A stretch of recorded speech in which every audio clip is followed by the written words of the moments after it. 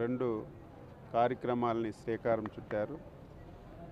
దాని పేరే ప్రధానమంత్రి ధనధాన కృషి యోజన కార్యక్రమం. దీనివల్ల మన జిల్లాలో, మన రాష్ట్రంలో 4 జిల్లాలు ఎంపిక కాబడ్డాయి. అన్నమయ్య, సత్యసాయి, అదేవిధంగా అల్లూరి సీతారామరాజు జిల్లా, అనంతపూర్.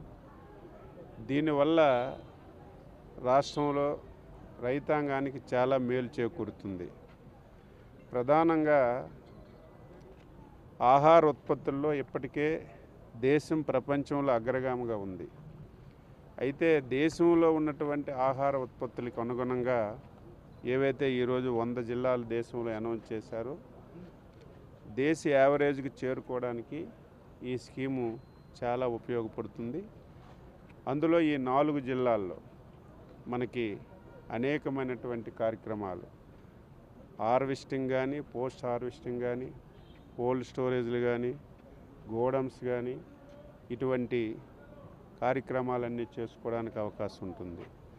దీంతో పాటుగా రాష్ట్రంలో మినుములు కానీ, కందులు కానీ ఇంతవరకు మనం పండించేవి 25% కేంద్ర ప్రభుత్వం, రాష్ట్ర ప్రభుత్వం ప్రొక్యూర్ చేశాయి. ఇటు మార్కెట్ కానీ, అటు నాఫెడ్ కానీ.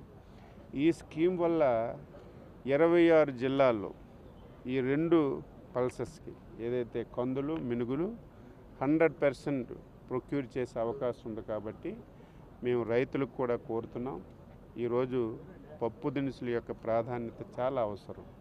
మనకు సరిపోయినటువంటి పప్పు దినుసులు ఉత్పత్తి కావడం లేదు.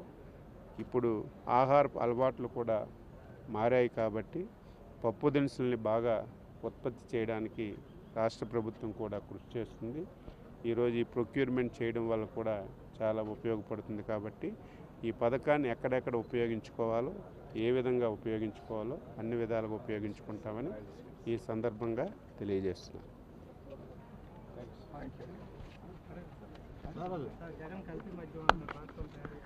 ఎందుకు ఇప్పుడు మంచి పేరుతో ఎందుకు